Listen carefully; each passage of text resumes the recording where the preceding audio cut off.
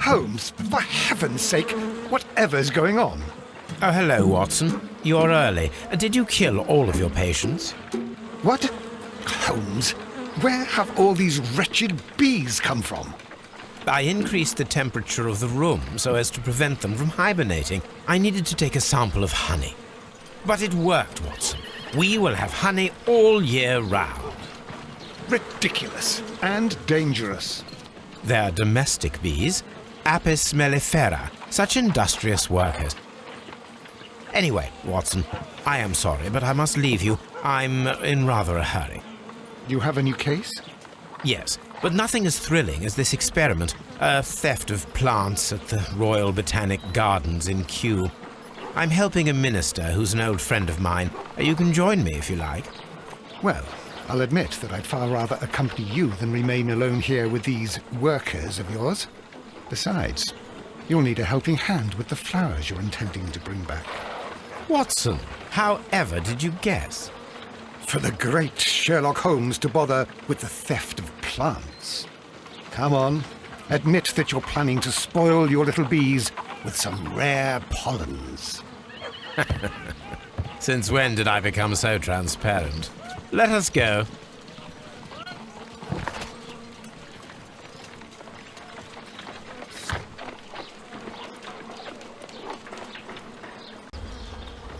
Well, Holmes, here we are at the Royal Botanic Gardens. There's no doubt that this place is beautiful. But are you really intent on investigating the theft of the plants? Yes, of course.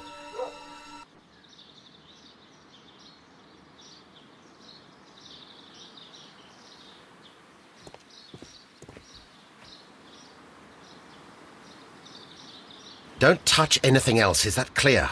Just go and get a bucket of fertilizer. And without turning it over this time. Good day to you, gentlemen. How may I help you? If you are here for a visit, please do come back on Sunday. I am afraid that it cannot wait. My name is Sherlock Holmes, and this is my friend and colleague, Dr. Watson. We are investigating the theft of plants that took place here 5 days ago. A remarkable collection, I believe. So you're the one in charge, eh? A small favour for a friend. Now, to whom do I have the pleasure of speaking? I am Martin Hamish. I am the Deputy Director of Kew Gardens, and that fellow yonder is Albert. He works here. I am delighted to meet you. What can you tell us about the plants? They were rare and exceptional plants. We presented them at our last exhibition. We haven't removed the stand yet. It is still in the large glass house.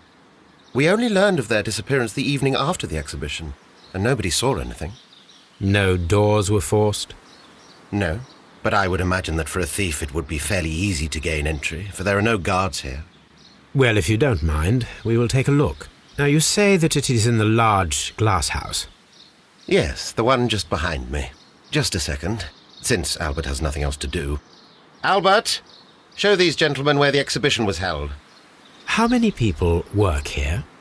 Only myself, but occasionally 2 students, Albert, whom you have met, and Miss White.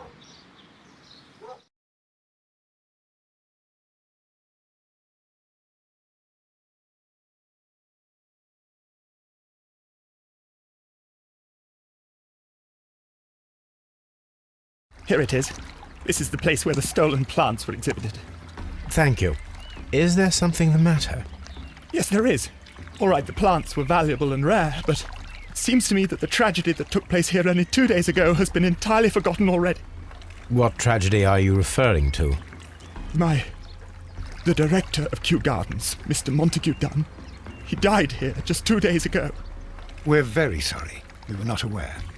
The two of you were good friends? He was my father. Oh dear. Our condolences. We should not be troubling you. Please do excuse us for the intrusion. You say that he died here, in the large glass house? Holmes?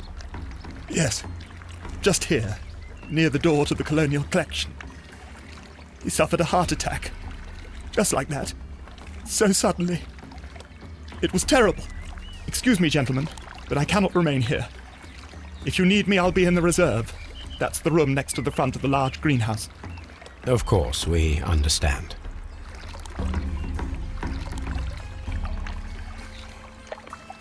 Do not touch.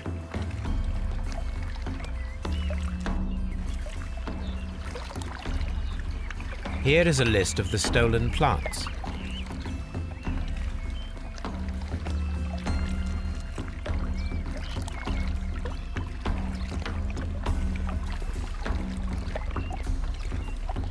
These trees, with their roots in water, must originate from Louisiana. Ah, yes, the bayou. I remember our visit in the case of the Awakened.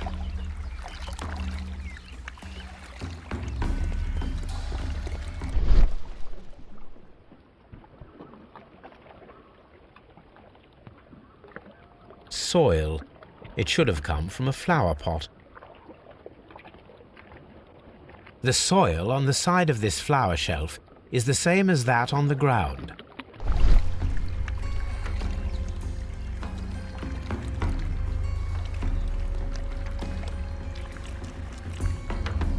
Fragments of a flower pot. It fell down here.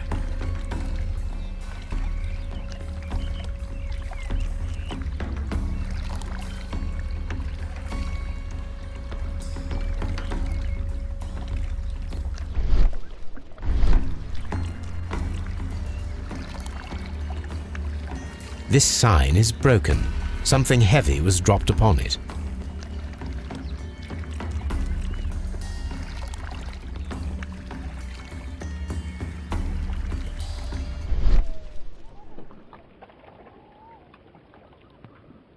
This pot was broken fairly recently. A flower pot recently fell down from these shelves and was misplaced. The door was smashed at shoulder height.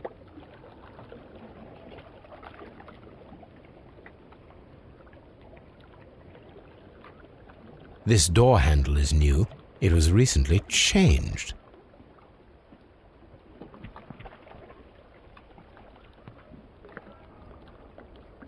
The esconsson was breached near the handle.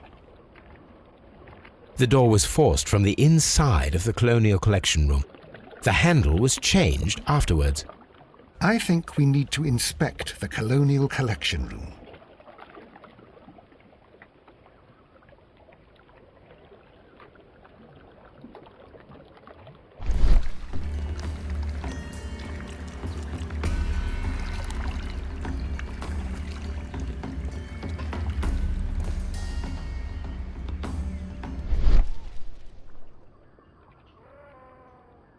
Very strange. The smell is strong. It is a detergent.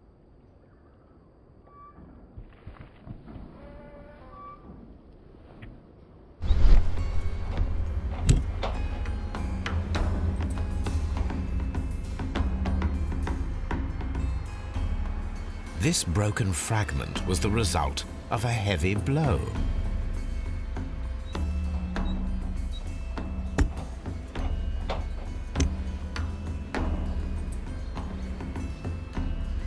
A fragment of marble, most likely chipped from a statue or sculpture.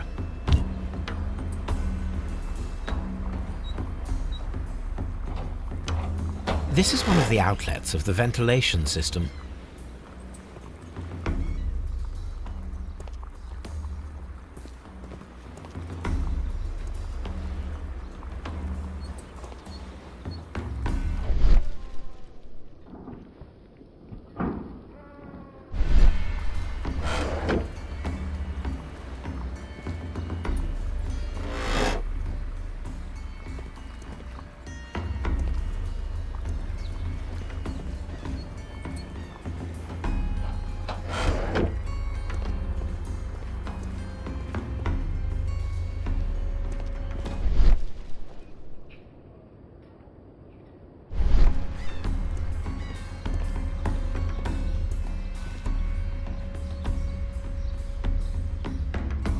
These plants come from all the territories of the British Empire.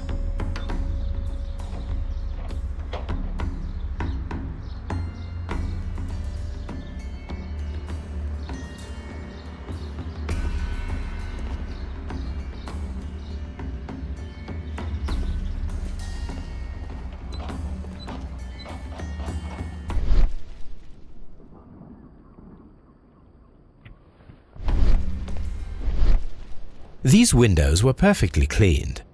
Part of this greenhouse was emptied and thoroughly cleaned.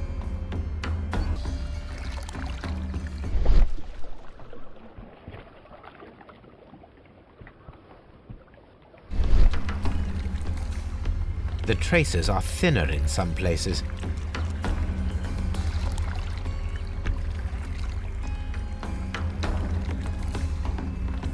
These boot marks are fresh. It appears as though someone was dragging their feet. The footprints reveal that someone staggered here.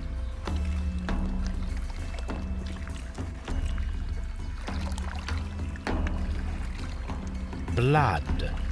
Someone fell violently against this sign, and they were injured in the clash, most likely a head wound. All the clues around here are quite suspicious. I need my imagination to make sense of it all.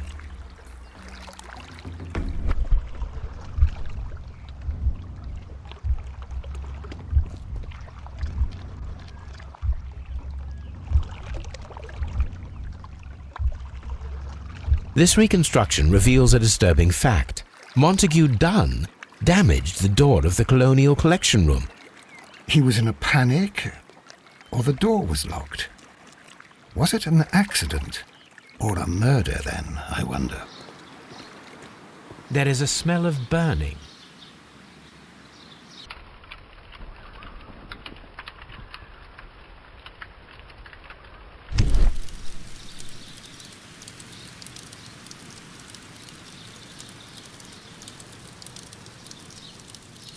The symbol is not from Kew Gardens.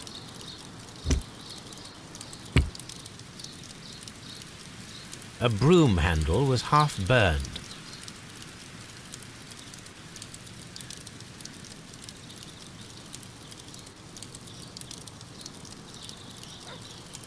The remains of a picture frame.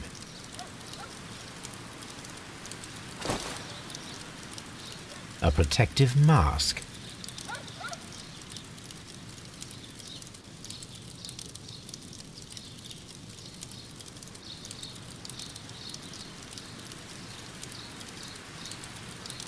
Someone set it alight, but it did not burn.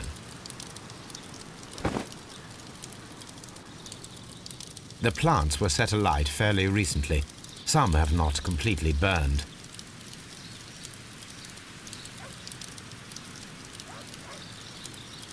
A door handle? Why would anyone throw such a thing in the fire? The door handle to the Colonial Collection and that of the fireplace are made of the same material. The Divine Syndicate is not a supplier to Kew Gardens. Besides, there is no address here.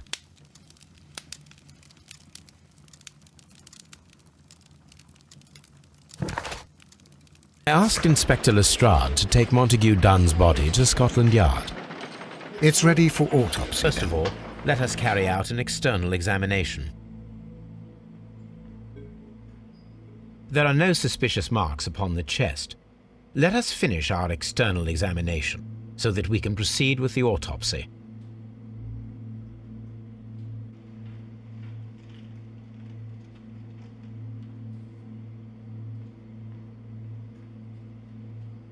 There is an injury to the skull, most probably caused by the fall in the water lily greenhouse.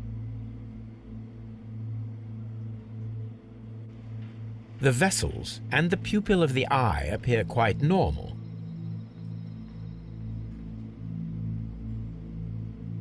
The air from the lungs carries a faint floral aroma.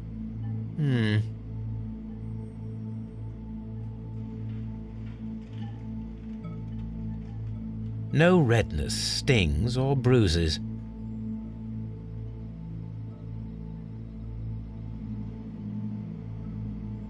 Nothing suspicious here. Now, let us examine the internal organs.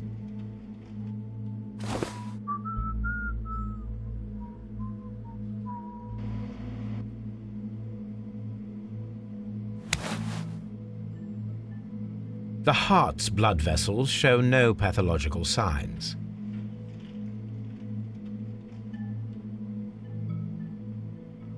The heart tissue shows no visible pathological signs.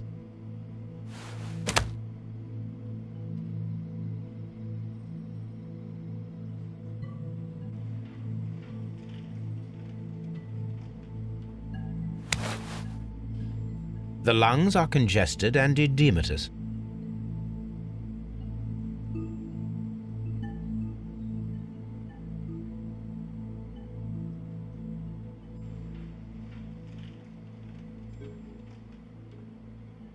The tissue on the inferior lobe of the right lung is damaged, most probably caused by toxins from an unknown plant.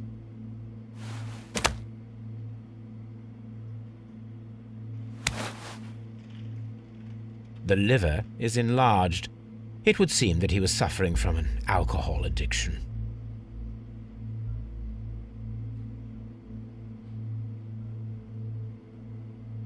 The liver tissue is brown. There are no visible pathological signs.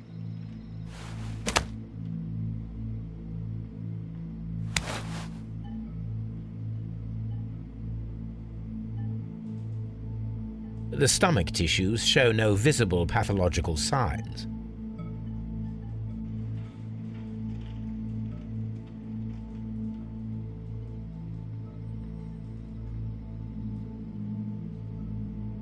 There is a small amount of content. It appears that he breakfasted lightly, only a short while before his death.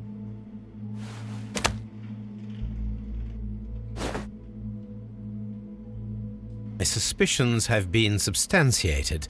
Montague Dunn, the director of Kew Gardens, died from poisoning. Plant poisoning, to be more exact. You mean Yes, it is murder. we should inform Lestrade? Yes, but do remember, Watson, that I discovered the murder. The challenge is mine. The challenge, Holmes? We need to locate that deadly plant. Such a perfect murder appeals to me. Murder of any kind appeals to you. Is that all we need to do? No, we also have the people working at Kew Gardens. Martin Hamish and the son of the victim, Albert Dunn. And also Miss White, of whom we spoke with Mr. Hamish. Should we bring them all here for interrogation? No, a few innocuous questions at Kew will suffice, as well as a discreet delve into their personal affairs. Yes, Watson, it is time now to open the doors. Even those in the staff building. I suppose that is necessary. We should also be concerned with the victim himself. After all, we don't know very much about Montague Dunn. You're enjoying this already, aren't you? More than a little. Let's go to the evidence room, Holmes. A beautiful feather pen of a good make.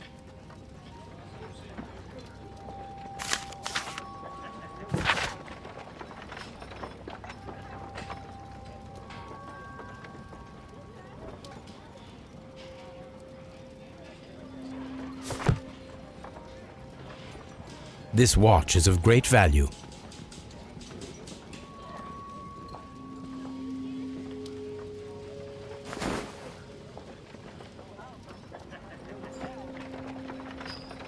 A membership card for the London Crest Club.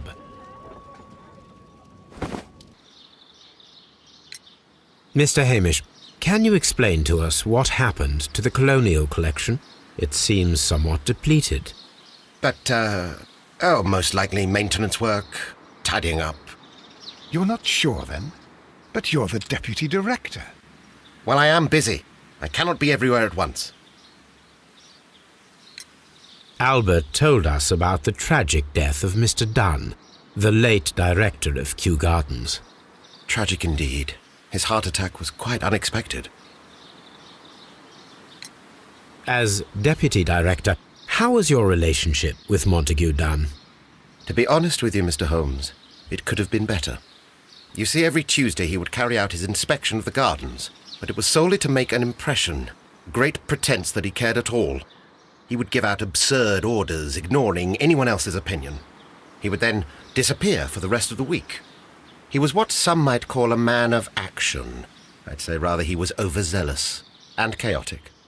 So after all, it was no wonder, perhaps, that he ended up like that, if you take into consideration his kind of lifestyle.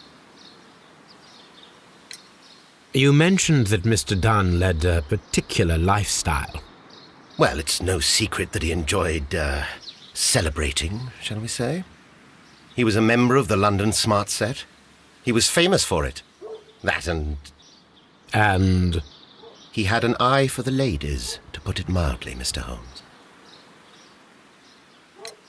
Mr. Hamish, can you tell us who holds the keys to the locked greenhouses? That would be Albert, Mr. Dunn's son. Yes, Albert keeps all the keys, and one can only imagine why. What do you mean? Well, he was never interested in Kew Gardens before, and now all of a sudden he is trying to act as if he owns the place. I think he wants to take over the management here. He'd do better to leave that to me. He has no experience. No, none at all. Tell me, Mr. Hamish, do you grow the more deadly variety of plant here? You mean insectivorous? Yes, but nothing larger than that. Are you aware of the Divine Syndicate? The Divine what? Is this a joke? No, I am quite serious. What a ridiculous name. Anyway, I have never heard of this syndicate.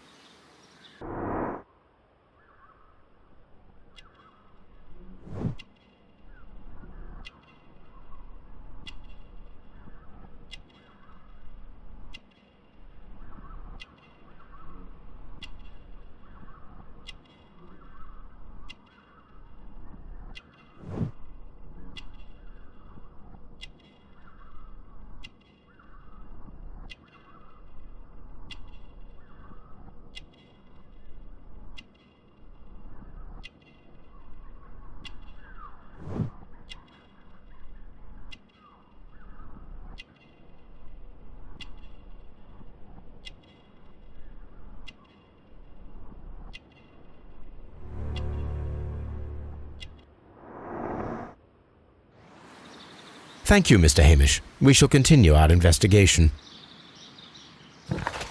Can I help you, gentlemen?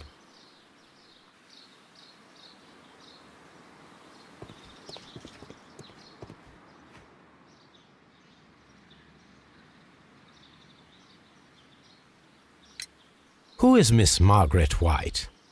Ah, she is the young lady who studies with me. She visits here sometimes to help out with the greenhouses. In fact, she should be here today. She wanted to work at the seed house. That's the small greenhouse across from the large glass house. Do you work here? Yes, but part-time only, for I'm also studying botany at the University of London.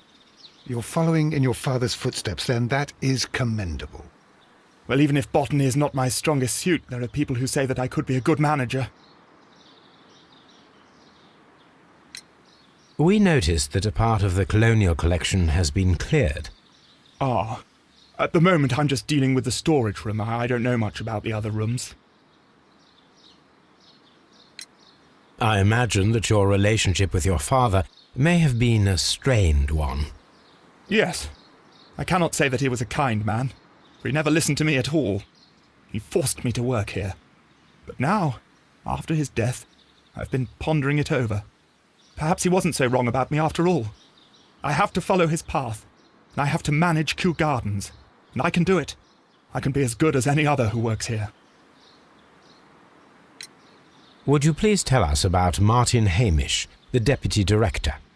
Well, I have to tell you that Mr. Hamish is not and has never been the Deputy Director of Kew Gardens. My father would not have tolerated it. Indeed? That is most interesting. He told us that he was. Yes, because he believes that the management should be passed down to him now that my father is dead. But in actual fact, Mr. Hamish only has the honour of being the garden's longest-serving employee. In fact, if we are to think logically at all, it should be me who takes over the management of Kew Gardens. Do you not have a good relationship with Mr. Hamish? I suppose so. But we have very little in common. Mr. Hamish loves his plants and Kew Gardens, and I cannot say that I share his passion. I see. And how was his relationship with your father? Oh, he hated my father. It was obvious. He would be furious whenever my father boasted of Kew Gardens in the newspapers or at conferences. He was convinced that my father was stealing all of the credit for himself. But my father treated Mr. Hamish in the same way as he treated anyone, dismissively, with indifference. Tell me, have you ever heard of the Divine Syndicate? No, I cannot say that I have.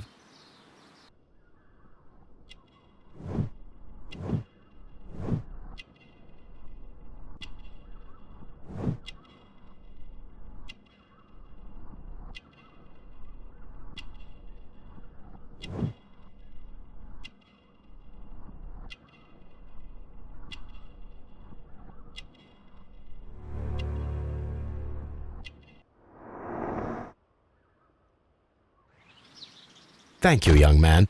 We shall see you again soon. Good day to you, miss. You have some very beautiful plants here. Why, thank you, sir. And good day to you, too. But... Oh, I do beg your pardon. My name is Dr. John Watson. This is my good friend, Mr. Sherlock Holmes. I am honored to make your acquaintance, gentlemen. My name is Margaret White. Excuse me, but are you Sherlock Holmes, the great detective? Yes, I am he. What a pleasure to see you here at Kew Gardens. Are you working on a case? Yes, a theft of plants that took place here a few days ago after their most recent exhibition. Oh yes, of course. I quite forgot about that. Oh, it's quite understandable that you might forget about the theft of the plants, miss, after the tragedy that took place here. Yes. The director was a truly good man. It is such a terrible misfortune. Would you happen to know why part of the colonial collection was cleared? No, I have never been there. Do you work here? Part-time only. I am a biology student at the London University. I attend the same classes as the son of Mr. Montague Dunn. That is how I found my chance to work here for part of my thesis, you see. It is a great honor. How well did you know Mr. Montague Dunn? He was a master, a great leader. I saw him almost as a spiritual father. He had an exceptional nature? Oh yes, indeed. He was always so active and so optimistic and very nice to me. Although he could behave harshly towards his son. Why so? He loved his son dearly and wanted the very best for him. It made him extremely demanding. Albert, who is naturally shy, suffered because of it. The Divine Syndicate. Does that name mean anything to you, by any chance? Not at all. But it is a very pretty name. Most of the doors in Kew Gardens are locked. Do you have a key to this room? Oh, yes. Albert gave me a set of duplicate keys. He agreed I might carry out my studies without disturbing him. It is only temporary.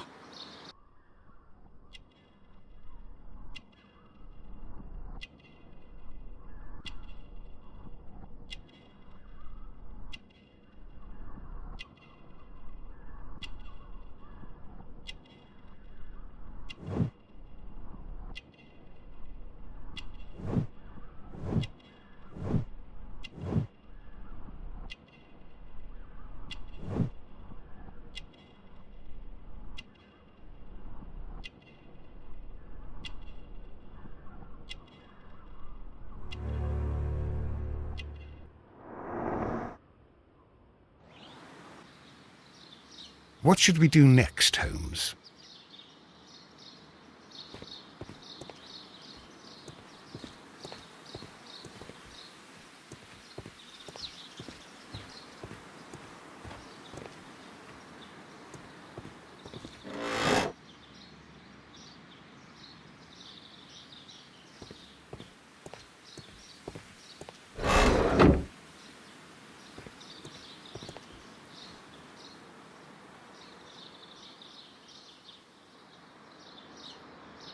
These leather gloves are new and of good quality. They do not appear to have been used.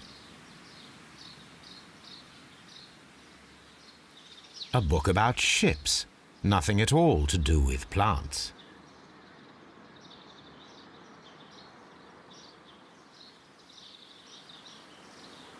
Materials for college study.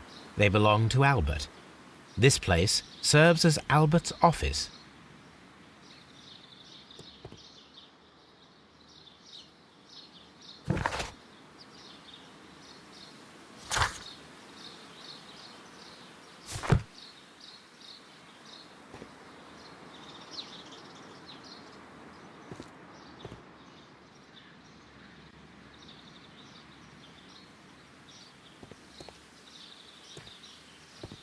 From here, we are unable to see the interior of the Colonial Collection Room.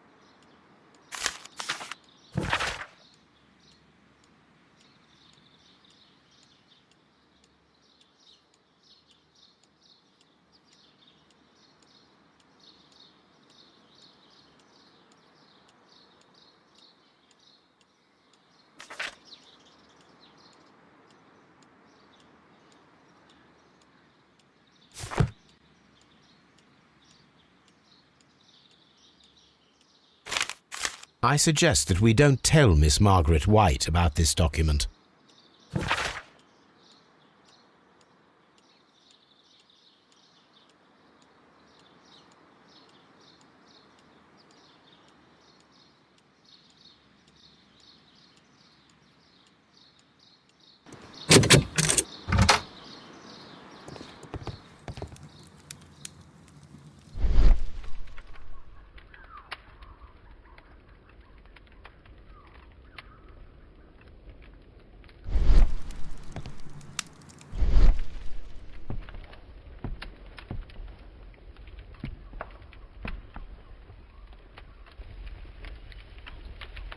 There was a bottle here.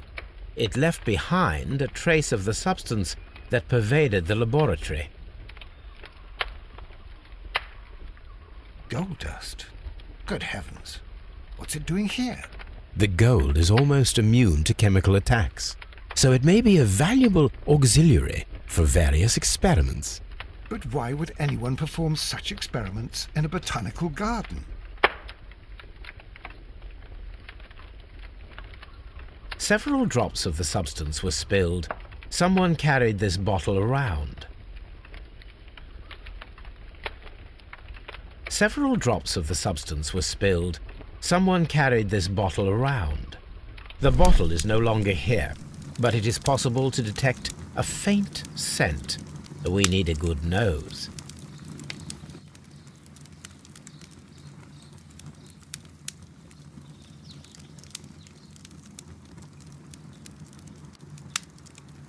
This is a table for experiments. It resembles my own. Only this one is kept in good order, Holmes.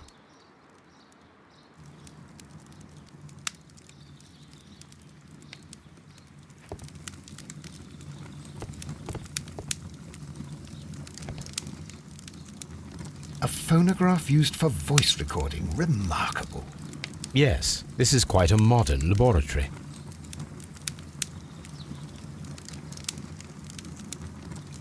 I don't hear anything.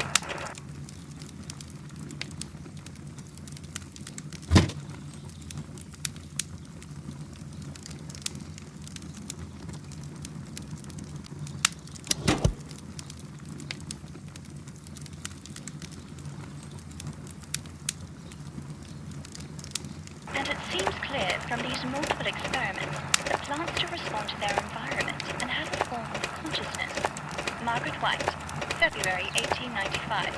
Report number 245. Study report.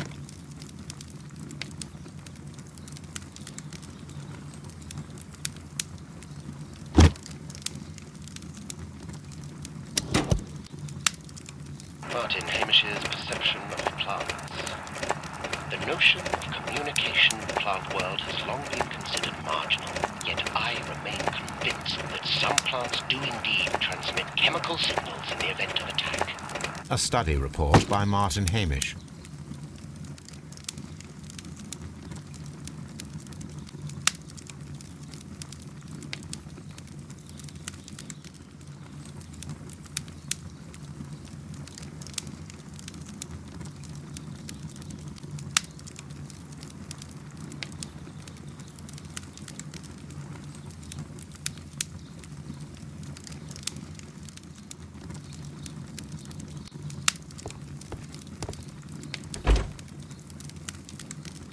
Chemicals, a sufficient quantity for some serious experiments.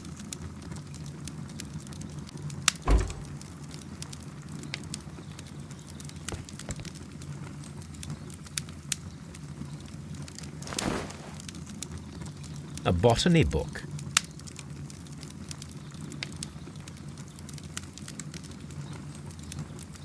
This student's book belongs to Albert.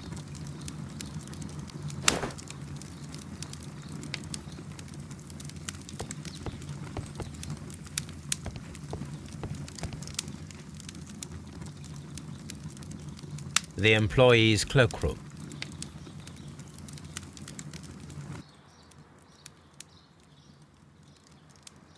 Such masks are generally worn when dealing with toxic chemicals. Gloves, waterproof aprons, everything one might need for self-protection. Do they grow dangerous plants here?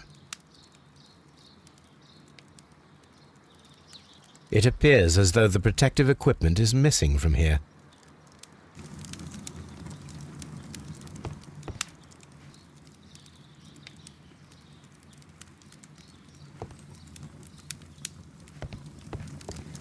Locked. Holmes, Albert Dunn didn't give us the key to this door. It does not matter. We will open it. Open.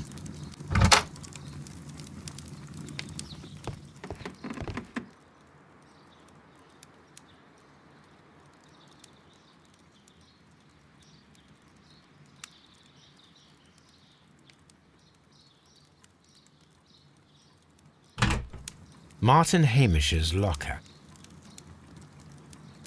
A review on rare and exotic plants. Martin Hamish has written several pieces.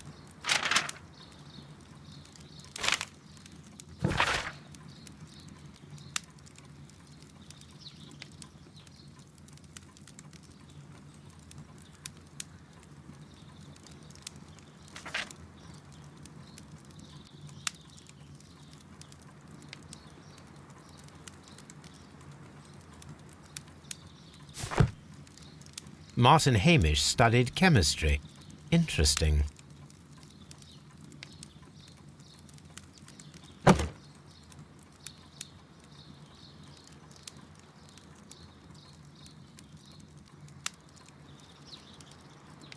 Father and I, Kew Gardens.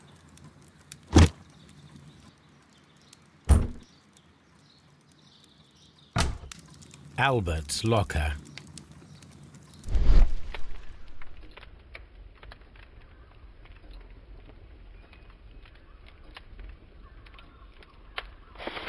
A picture of Miss White and Albert in front of the University of London. And they seem to get along.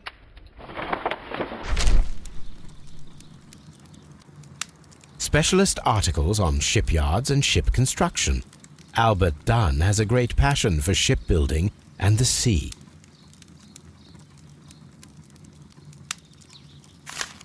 A rejection letter from the British Royal Naval College.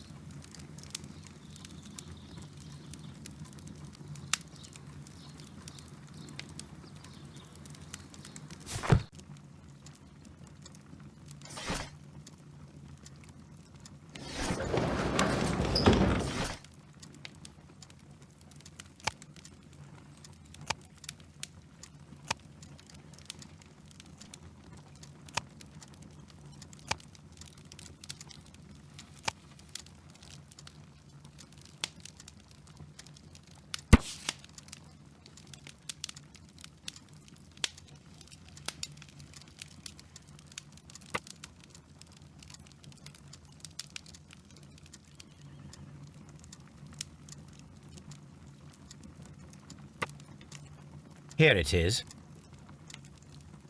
And here is the Divine Syndicate's address. Perfect. It is time to find out what they have against Montague Dunn.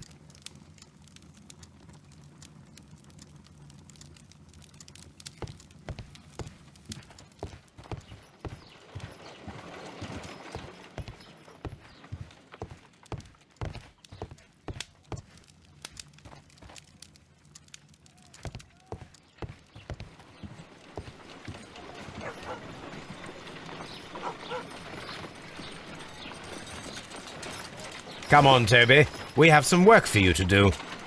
Let us go to Kew Gardens. This place is beautiful, Holmes. Its atmosphere is remarkably soothing.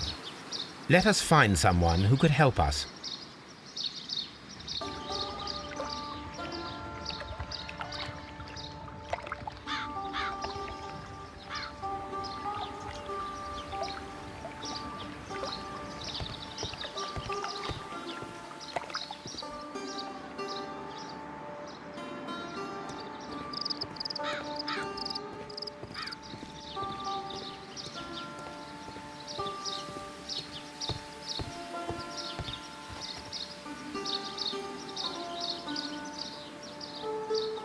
Good day to you, sir. My name is Sherlock. I am exalting the sap. A while can you wait? From the trace of elements and moreover from the quality of the ambient geotropism it depends. Therefore, please, mind my gravitropism. Its balance, do not disturb. Disturbed is most definitely the word. There. Completed is the symbiosis. Welcomed you are. To introduce myself I shall. I am the Green Grand Mystic. The Green Grand Mystic? Himself? This is me. Who am I speaking to? We are two gentlemen who are extremely interested in the vegetation philosophy that is advocated by this establishment. Listening to you, I am. We should like to take a look around, to immerse ourselves in the wisdom that emanates from here. It is a school of anastomosis, the divine scholastic syndicate for vegetation veneration and meditation. You may say, the divine syndicate, glory to the eukaryotic. Only true devotees, those whose hearts are ready to spermatophize in sharing of knowledge, are permitted to physically enter our vegetable kingdom and its wisdom. And to be permitted, you must earn it, yes. Green Grand Mystic, we are ready to become devotees and gain access to your temple. What is the name of our Lord, our God King?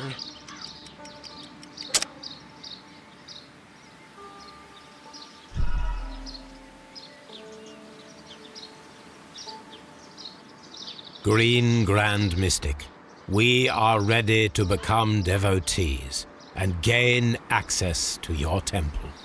What is the name of our Lord, our God King?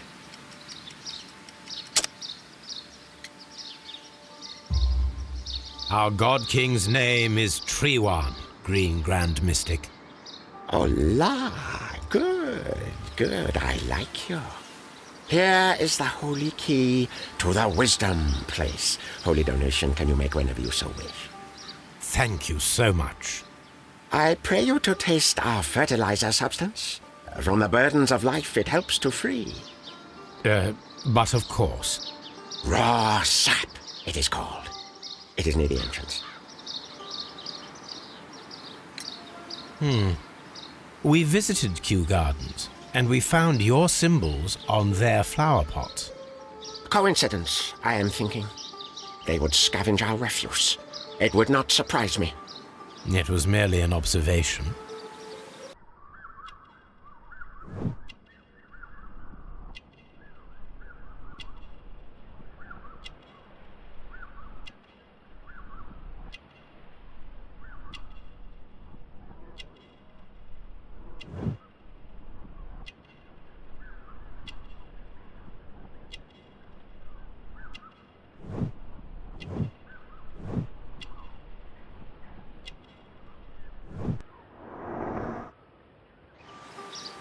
Well, we will leave you to your meditation.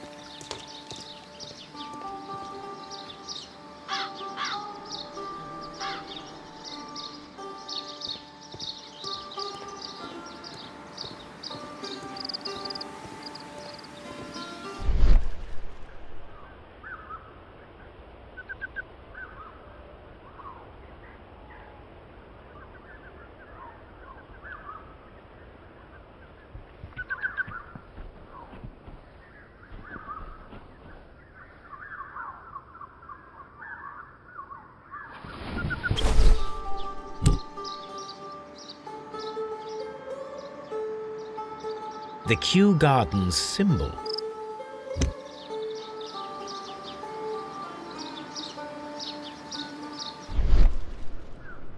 Fragments of a flower pot. It fell down here.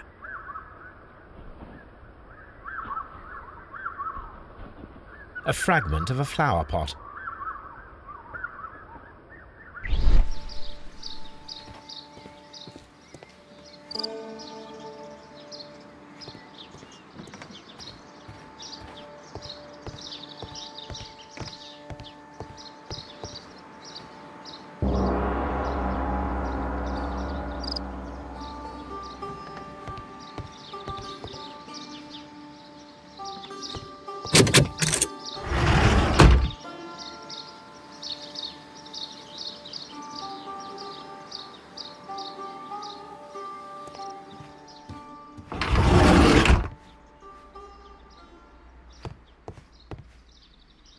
That should be the raw sap that the Green Grand Mystic spoke of.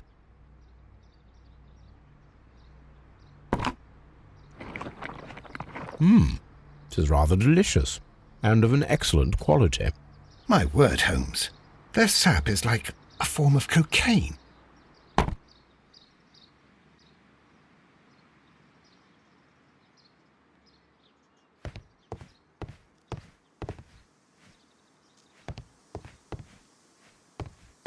This must be Trewan, the divine syndicate's god.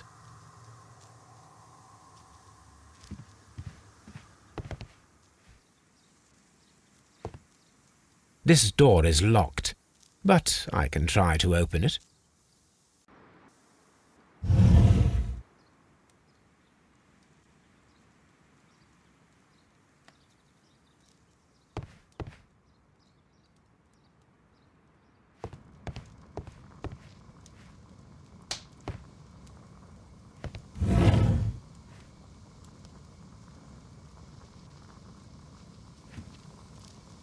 These instruments are used for smoking opium.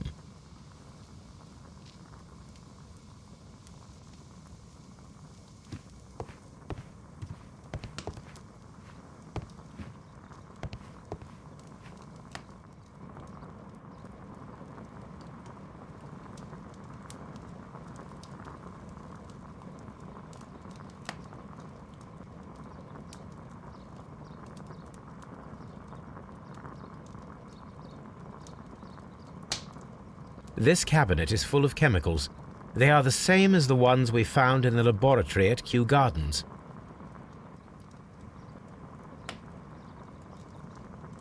That would be enough to perform the most difficult of chemical experiments.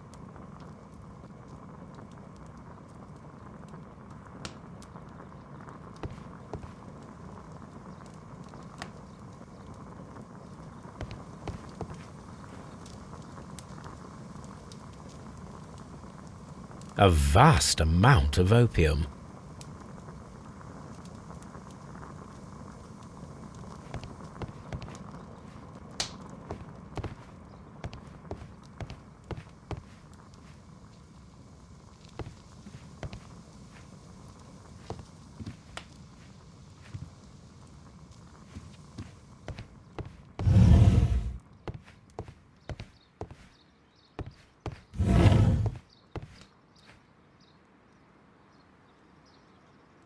The list of plant friends and benefactors, lawyers, well-known manufacturers, political leaders.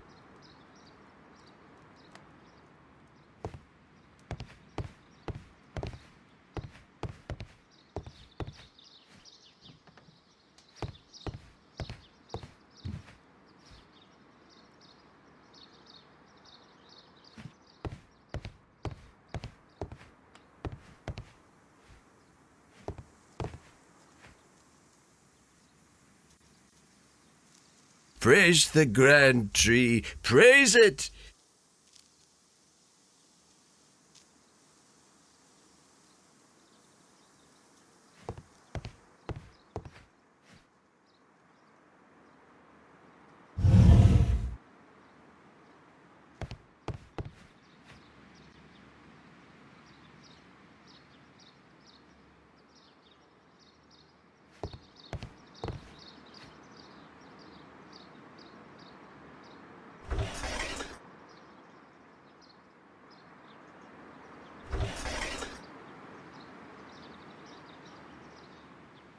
Caterpillars.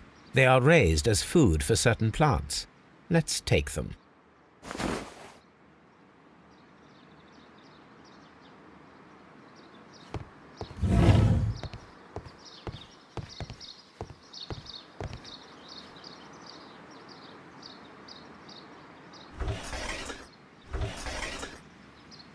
A tropical plant. Nothing of interest. A tropical plant. Nothing of interest.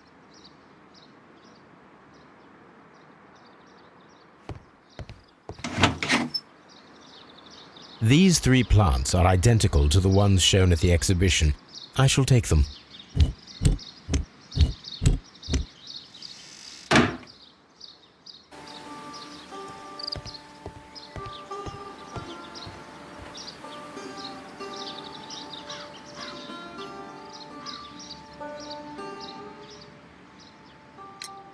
Do you have friends at Kew Gardens? None. Not worthy there.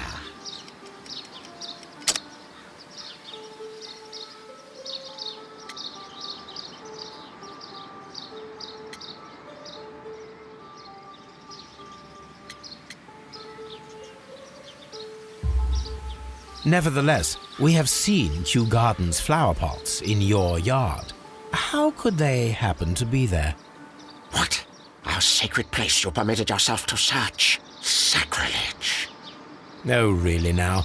There was a theft of plants at Kew Gardens a matter of days ago, and we believe the pots we found here may be connected with it. Please tell us, were you involved? No. Those plants were ours. They had stolen them from us. How so? Their director, Dump, I believe. Done. Yes, that's what I said. He borrowed from us 3 of our sisters for the exhibition at his green-fly-infested gardens. But he never gave them back to us. Excuses and imbecility. So we went in and saved them. I see. So, if you stole those rare plants from them, then it means... Ah, I get it. Bravo, Holmes. I think the case is solved. No, we did not steal. We saved. Well, as a matter of fact, we were unable to find our 3 plants. I beg your pardon. And yet you took all of the exotic plants from the stand. They had disappeared. It was the least we could do. They stole our sisters, and so we stole theirs. Let us take Toby to the laboratory. He will pick up the scent of this mysterious substance. Search, Toby. Search.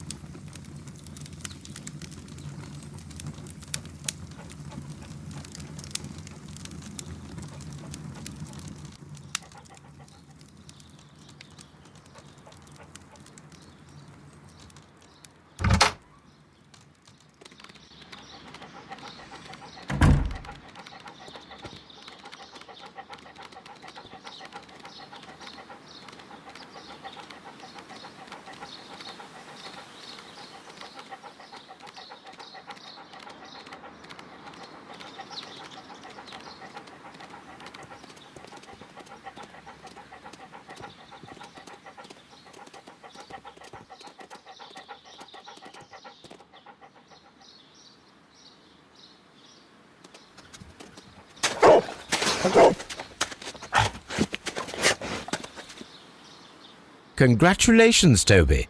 Now let us see what you have found.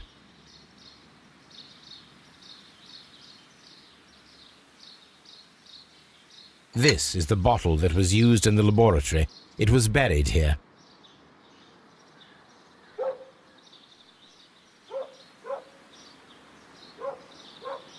There is still some liquid remaining in the bottle, with gold flakes, a tiny caterpillar. Not surprising to see one in a garden, but at the bottom of a bottle. Let us determine just what we have found here.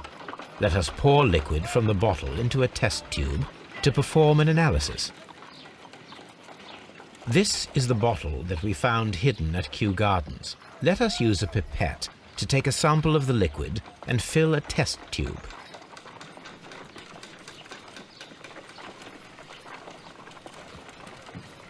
This is the bottle that we found hidden at Kew Gardens. Let us use a pipette to take a sample of the liquid and fill a test tube.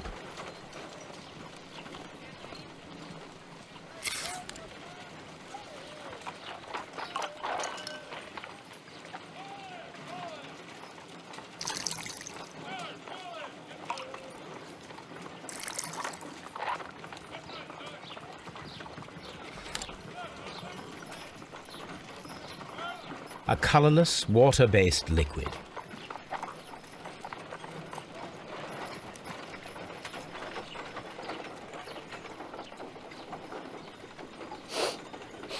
Quite a strong floral aroma.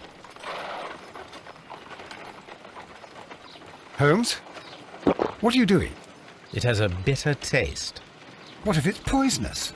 Did you ever see poison stored in enormous jars like that? Anyway, there is a doctor nearby. So what do you think it is? It is some kind of organic compound. Let us vaporize the liquid and see what happens.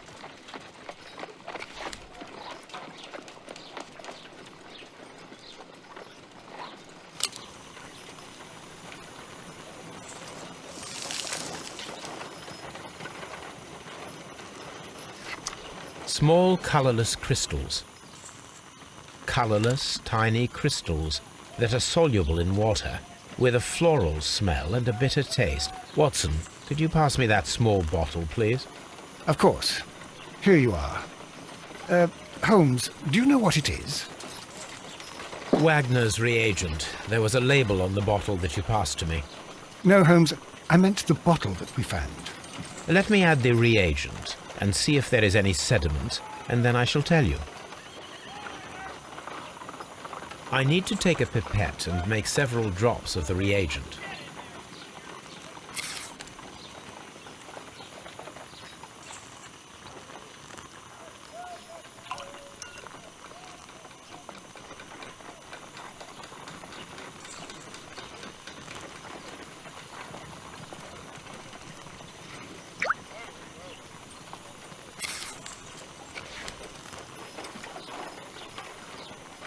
Red sediment, just as I suspected. This liquid is of organic origin. It contains some alkaloid. Most likely it is unstable, and that is why there is a quantity of gold dust to prevent contamination. This mixture is probably a fertilizer. Someone was carrying out unusual experiments in the garden's laboratory.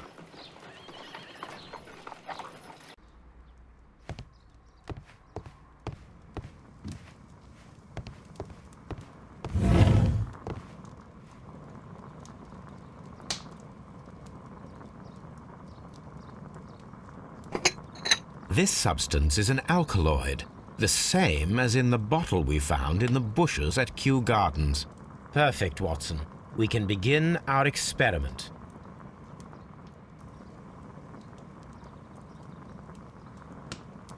That would be enough to perform.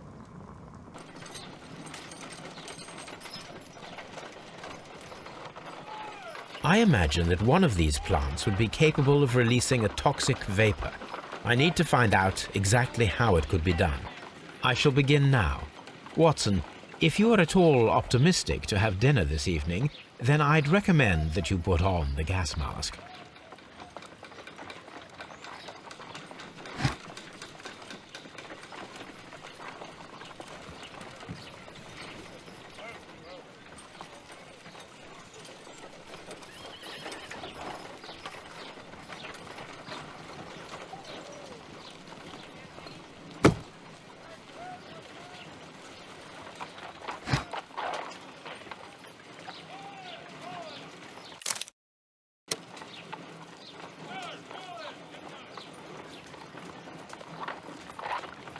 The plants would be capable of killing only if they were directly next to the victim and stimulated at precisely the right moment. Let us take our caterpillars to the Colonial Collection Room. We may see things more clearly there. It is too early, Watson. Our suspects will be there. Let us investigate Kew Gardens one more time and ask some questions.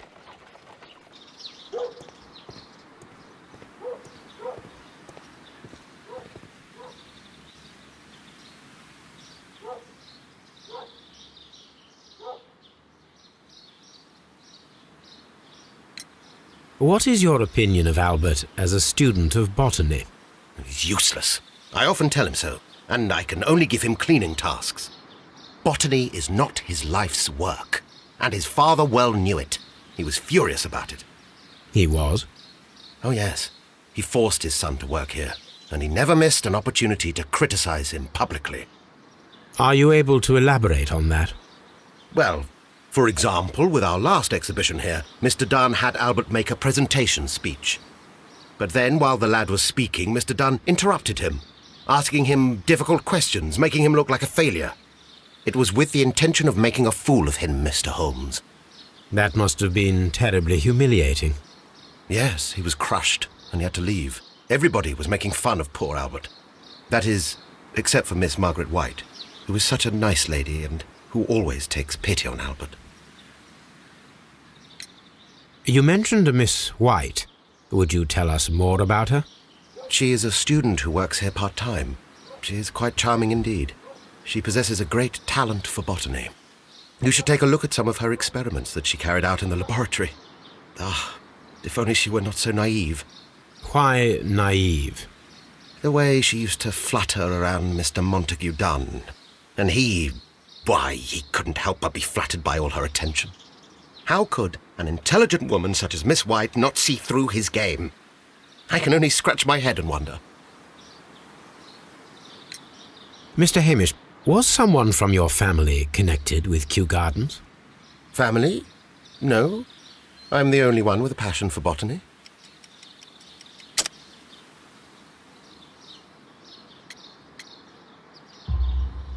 I do not think so. This photograph of you and your father at Kew Gardens suggests the opposite. But you have no right to. Do tell us more about your father. He was, indeed, the greatest botanist of his time in the British Empire. He worked together with Montague Dunn until the end of his life. He brought me in at the age of 12. Did he get on well with Mr. Dunn? No, I couldn't say that. They expanded Kew Gardens together, that was all. And it was all my father's work, for Dunn always lived the high life. So Mr. Dunn was not helping your father?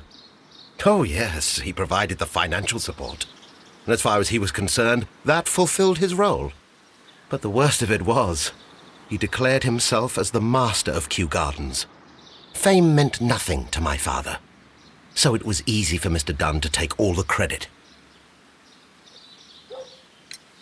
Can you tell me if you saw Mr. Montague Dunn on the day of his death? Yes, of course. I met him, and we went to see Albert, his son, at around 9:30. He appeared quite calm. What were you doing on the morning of the accident?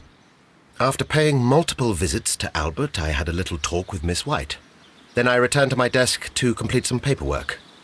Suddenly I observed that Mr. Dunn was not feeling well, so I ran immediately to fetch Albert. I clearly remember that it was around 10:30, for I was late that morning. Thank you, Mr. Hamish. We shall continue our investigation.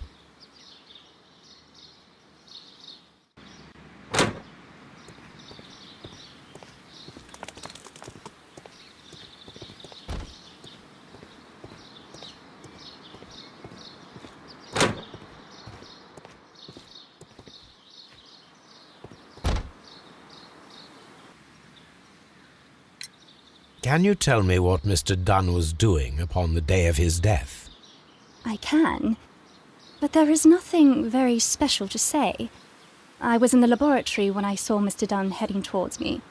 Tuesday is the day of his weekly visit. It was supposed to be at 9, but he was 10 minutes late, as usual. And then? Well, he came in to say good morning. Then I saw him spend 2 or 3 minutes by the plants outside the laboratory. After that, he ran out in the direction of the nursery, where Mr. Hamish was working. He was always in a rush during the inspection, you see. I would pity anyone who stood in his way. And that was the last time you saw him? Yes. I stayed in the laboratory until 20 minutes to 11, when I heard the cries of Albert and Mr. Hamish from the large glass house. I joined them as soon as I could, for I knew that something must be very wrong. What exactly were you doing in the laboratory? I was recording an experiment for my thesis. I only stopped my work once when Mr. Hamish visited me briefly around 10 o'clock. You say you were recording an experiment when the tragedy occurred. Might I listen to the roll? Certainly. Please do. You will find it in the laboratory. It is number 320. Thank you, miss. Everyone has gone, Holmes. The way is clear.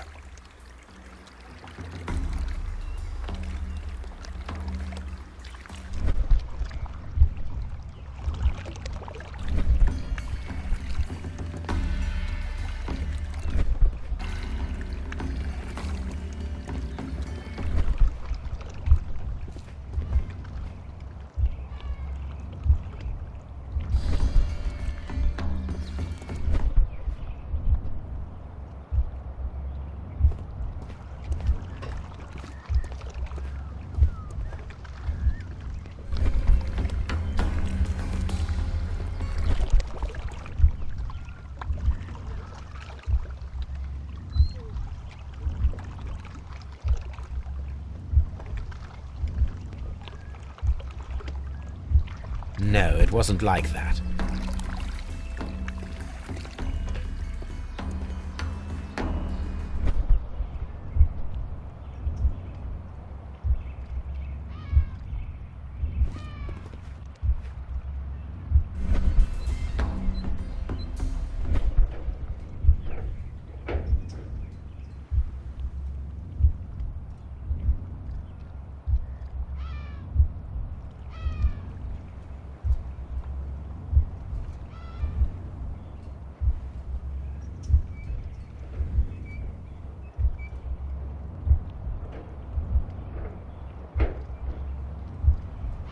When Montague Dunn was standing close by the plants, the caterpillars were released and caused the deadly spores to activate. Panicking, and likely already half asphyxiated, Montague Dunn started back and knocked over the bust. He rushed to the door, but it was locked. He had to force it open with his shoulder. We already know the outcome. Montague Dunn collapsed and died not far from the pool. Well, it is time to perform our experiment on the ventilation system. The caterpillars could only fall from the ventilation duct. Our caterpillars are in place. I'll activate the ventilation system so that they fall down. Watson, stay here and observe. All right, Holmes. Martin Hamish.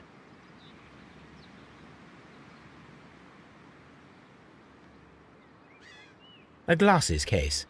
It is empty. This area serves as Martin Hamish's office.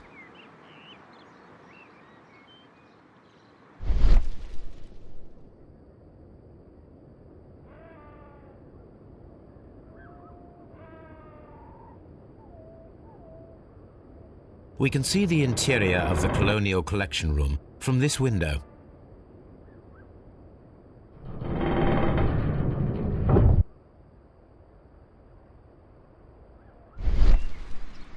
This is one of the outlets of the ventilation system.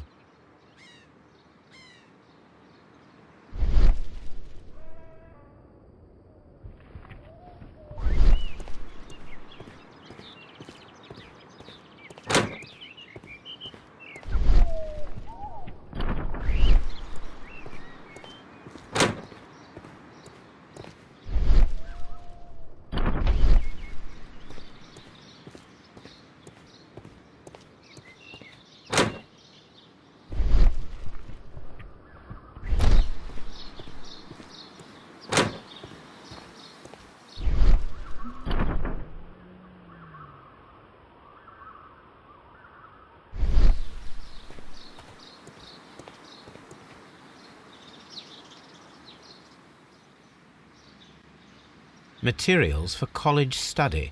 They belong to Albert.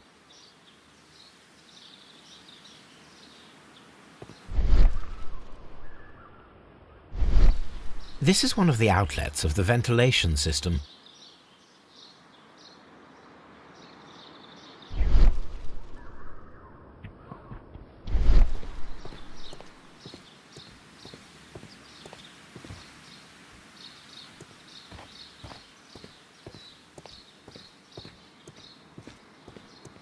From here, we are unable to see the interior of the Colonial Collection Room.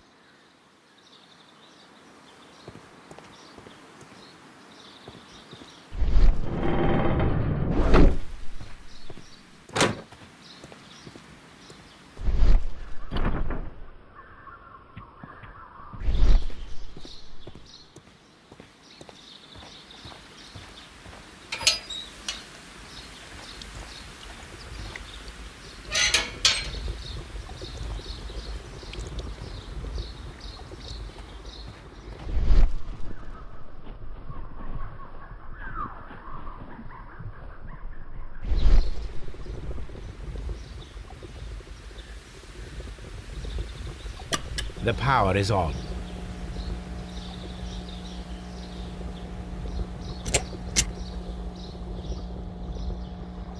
The engine has started.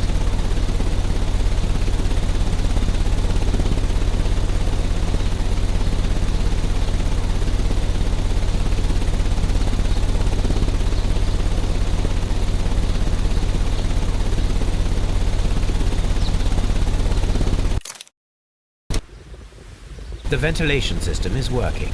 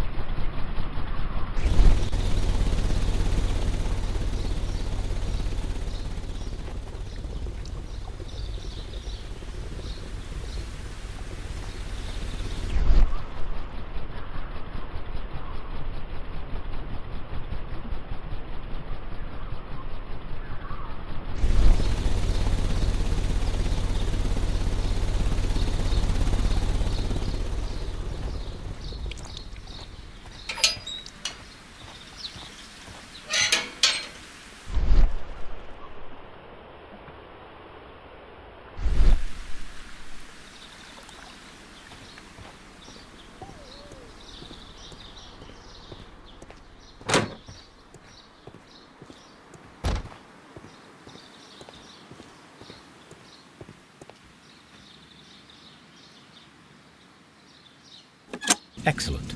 This ventilation fan is working. Let us see if I can activate the other one.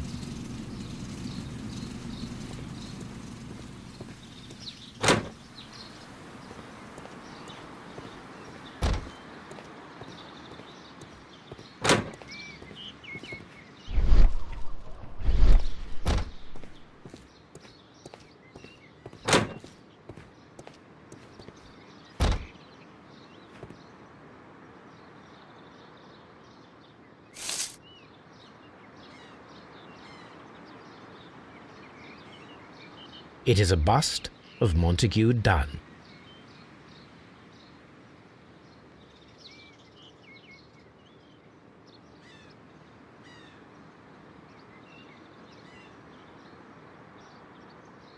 I am curious if the marble that we found will fit this place.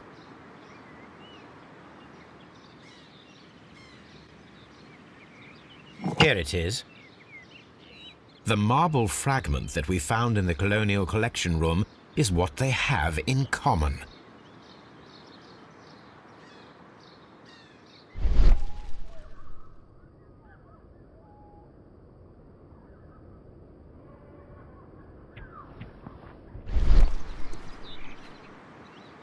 Inspector, I believe that Martin Hamish is guilty of the murder of Montague Dunn. Aha! I knew it. I'll send the lads around to arrest him. Very good. I shall wait to hear from you. Inspector, I came here as quickly as I could. Martin Hamish is in the large glass house. There's no need to hurry.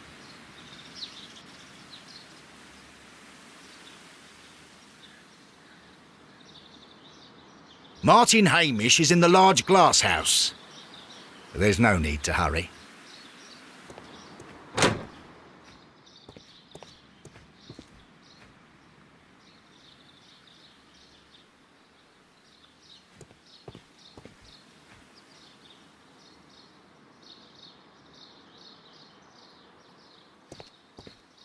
Holmes, don't look at me like that. I don't know what to think about all this.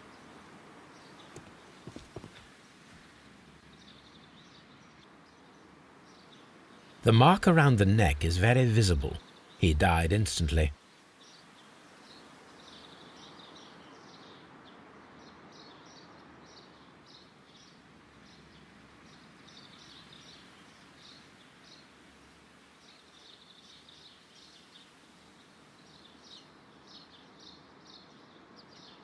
Holmes, his left shoe is unique.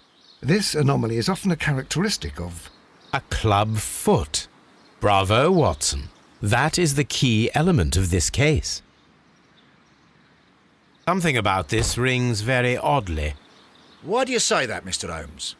Why? Because of Mr. Hamish's club foot. Oh, I deserve to be kicked from here to Charing Cross. I should have noticed it. But, Mr. Holmes, I can't see why. No, I don't suppose you do. You must recall that Mr. Dunn was locked inside the Colonial Collection Room by the murderer. If it was Mr. Hamish, he would have had to run up to his workplace to trigger the fan situated above it, taking into consideration the condition of his foot. Well, it is still possible. Perhaps, but it is rather strange that such a person as Mr. Hamish decided to base his plan on the speed of his gait. You mean to say that somebody helped him? So the suicide is questionable? Correct. Mr. Hamish accuses only himself in his letter, and so the investigation stops. Possibly an accomplice, then? That idea had not occurred to me, Mr. Holmes. I have another idea, Inspector. Thanks to the testimony that we have collected, we are able to rebuild the events as they took place that day. With a timeline, such as we did in the Jack the Ripper case. Precisely. The map at the entrance of Kew Gardens should help us with our timeline. Perfect, Watson. Now, let us ascertain who assisted Martin Hamish in killing Montague Dunn. Apparently, Miss White is a capable student.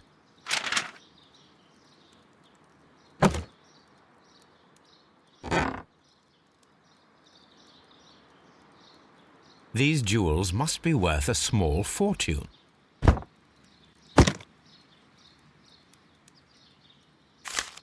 A draft of the letter that Miss White sent to her parents.